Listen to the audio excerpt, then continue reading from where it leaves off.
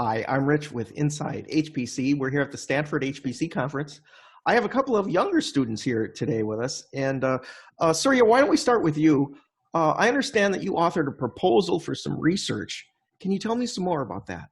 Yeah, so pretty much Tanay and I, my partner, we were both working on a proposal for a competition called Toshiba Explorer Vision, and we came across this concept called prions, right?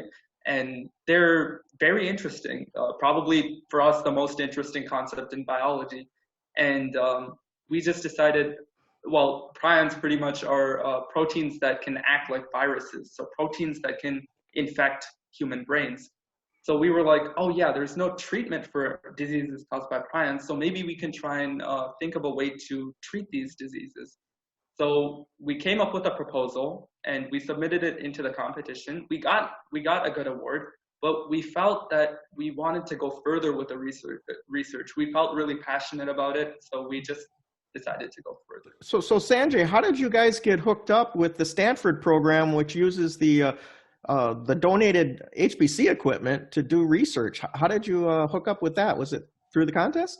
No, actually. So once we decided to do the research, we soon figured out we couldn't, our laptops couldn't run the programs. They took too much memory. So we realized that we needed to use a supercomputer. So we contacted some local universities and some faraway universities like Stanford, and Delorante responded and he offered to let us use the cluster. So that was helpful. Very cool. So just to ask a little bit more about these prions, right? So how are they different than like a cell or something? Because when I think of prions, I think of these pieces of the brain. What are they? Prions are basically proteins that can be found in multiple cells within the brain. So they're kind of like a component of the cell, and they have many different functions.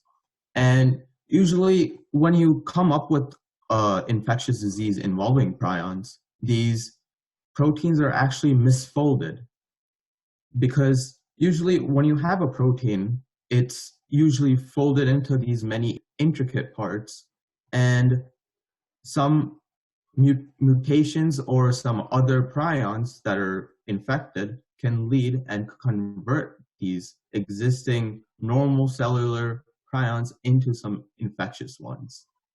Well, you two seem to have a very exciting future with computation. Was this your first encounter with HPC? Yes, Yes. For me, yes. Yeah.